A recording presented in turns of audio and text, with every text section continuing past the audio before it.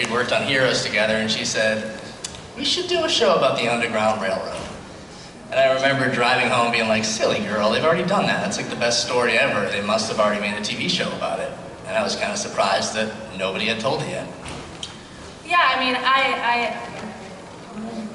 it started with Underground, the title, because I was like, that's an awesome title, let's go from there.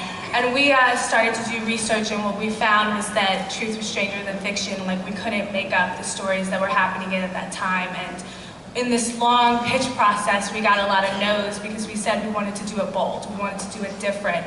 We wanted to take this Gone with the Wind era and pull it to a modern time, and we wanted to do that in music, visually, storytelling-wise. We wanted it to be a thriller that's always keeping you on your toes and surprising you. And so we finally found a network, WGN, who was willing to be as bold as we were with the subject matter, and it just went from there. Can we make some noise for WGN?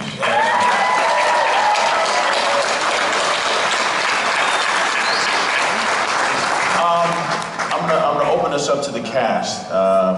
Just the severity of the content and filming in Baton Rouge. What was that like? Getting into costume and taking on your role? Well, the weather was abrasive. Let's just talk about filming in Baton Rouge real quick. Baton Rouge was trying to kill us. What did we go through? I mean, I know we've been through this a few times. Mosquitoes, mutant mosquitoes. Tornadoes. We had a real tornado. Tornado almost killed you and I. Yeah, exactly. We had flood. There was a flood. That was fun. I could have swam home. That was nice. Lightning storms every day. Water moccasin, alligators. And on top of that, the wonderful heat and humidity. My co-stars.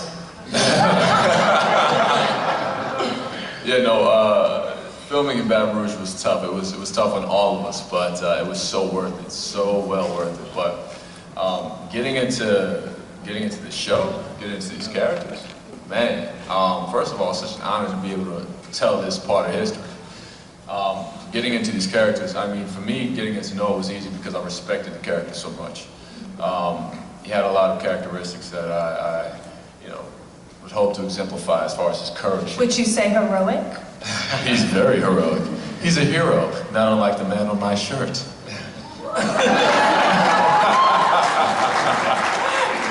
But could you take your shirt off?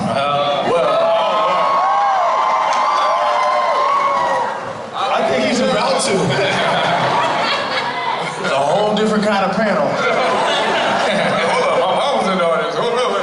Wait a minute. But yeah, no, I mean, just because he was such a dynamic character, one that you don't ever really see come across the table as an actor, I felt like this was really one of those roles where I could stretch myself as an artist and really grow and learn. And that's the real gain from this entire experience, is being able to grow. And I'm sitting here with masters. These people are freaking ridiculous. I mean, this is a master class in writing right here. This is in storytelling. And these actors, my God, as an actor, you want to be paired with people that are either equivalent or better than you, so you can learn how to be better. And this cast right here is a monster. Y'all just got a pure taste. This is just half of the first episode. That back half, where it gets crazy, watch out. But these people right here, these people right here are stars. You know, we've done all that just to get an applause. No, you know, we already did some of our junket in LA, and we've all done a handful of press. And to me, what's impressive, and it means it's true, is that when we've all been asked, like, why did you respond? Why did you guys sign up for this job? And I think every answer I've ever heard was script. Like, it's the least you'll ever hear an actor talk.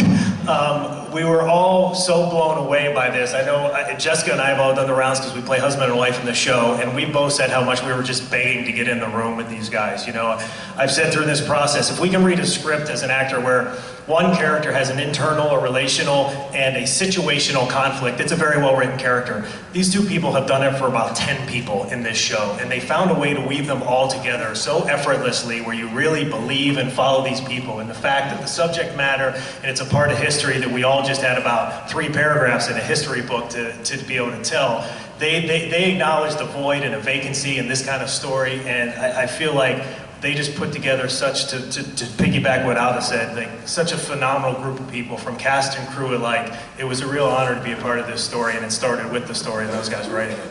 So can we pick up with, on that note, what Mark was just talking about, I'll talk to the writers as far as where did you all get the stories from? Did you go into the history books? Are these true life stories that you all added some more fiction to?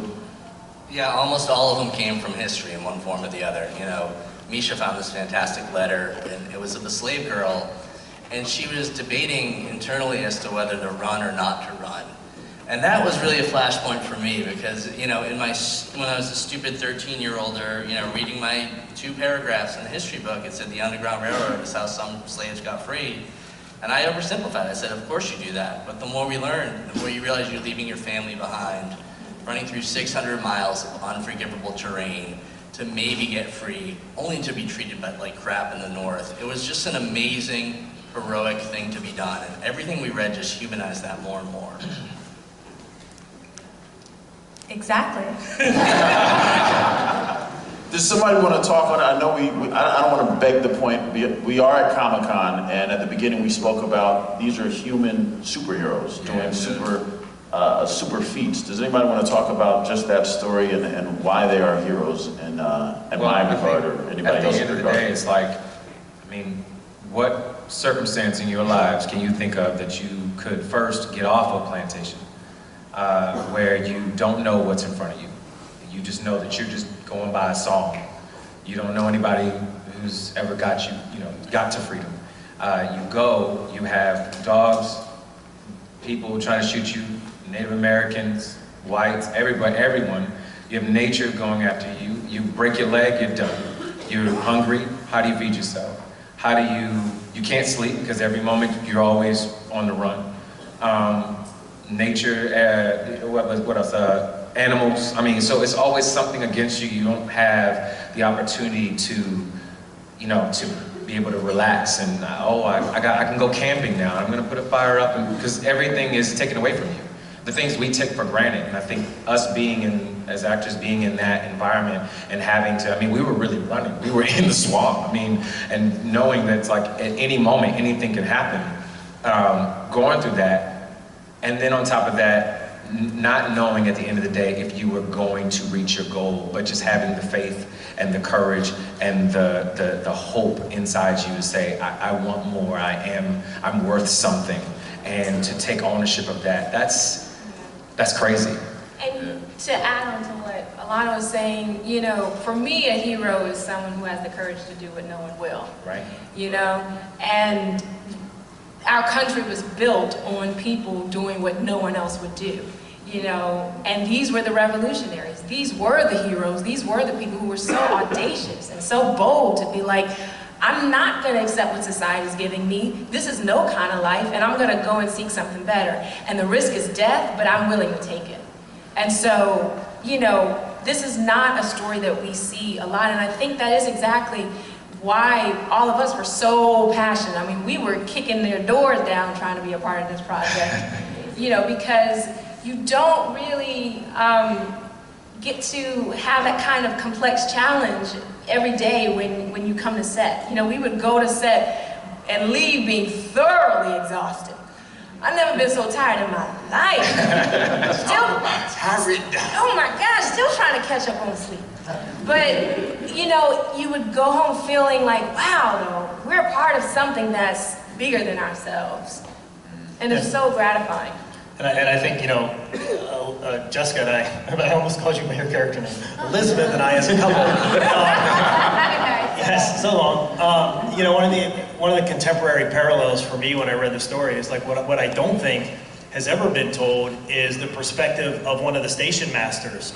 We play a very well-to-do, very successful white couple in the North who gets challenged to have a station on the railroad. And on the surface, you think, what would those people have to gain by doing that?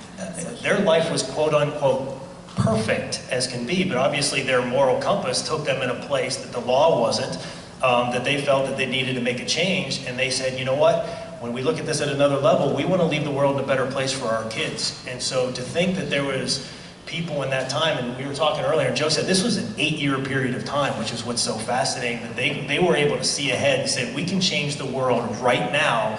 And to me, the contemporary parallel is that I think that we can recognize a lot of problems going on in the world and who sits on the couch and who can get off the couch and do something about it. And so to look at the point of view of a successful couple that really had, quote unquote, nothing to gain but invite danger into their house for the present, knew that they could change something for the future, I thought was something really wonderful to explore selfishly, and why I wanted to jump on too, and what we talked about so much, saying, wow, what a responsibility to be able to do that. And Joe and Misha, again, they were just able to execute this so beautifully, emotionally on the page for what all these characters had, these crossroads and decisions that they had to make. Can the other cast members, because Mark just did it, can the other cast Mark, members... shut up. Did you just say Mark, shut up? No. I said Mark just did it. So can we start with Amira, and can you describe your character and what drew you to your character? Sure. So I play the head house enslaved mother, Miss Ernestine. And what drew me to the character is she is a direct result of the Willie Lynch law, which I will confess I did not know much about. And I think it's good to confess that, because that is such an integral part of our history, to understand the psychological torment that was done. And often I feel what drew me to the character is she's so flawed, and she, in the beginning of the season, really is convinced that she has figured out a way to protect her children, my beautiful Rosalie and my 2 sons. And she's running things. And then by the end, you know, and it's all about how do we survive. She's teaching Rosalie how to survive. And to be able to have a beautiful arc of a journey that by the end of the season, I realized that... Spoilers, please. Sorry, I'm sorry. I'm so sorry. Thank you, Joe. I realized nothing. I just learned a thing. She dies in her first Thank you, episode. Jessica. Good catch. We're I going get back excited. I thought we're at Comic-Con, we share it, right? Okay. Don't share that much. Okay, I won't share too much. I get excited. I'm sorry. So what can I say? Just the idea that you want your children to be better. And I think the excitement of this show and the excitement for me to be a part of any project, especially about history, I love the next generation. I have nieces and nephews. And to be able to say that you can be proud of this moment in history, that they are our heroes. It's not just them kind of beaten down and distraught, but it's the point in history that it's our Exodus story, and that's what you carry inside of you. And to be able to do it in a series where we get to really investigate all the characters and maybe say, wait, you don't look like me, but I see you now as a mother. And that is a beautiful thing, because I feel like right now, in the current temperature of our country, of our world, we need to start really saying, who are you? It's ignorance that I think is causing some great divides in our country and our world right now. So to be able to learn more about each other and find things that bring us together rather than draw us apart is really important. And I think the series is going to be a huge part of that healing process.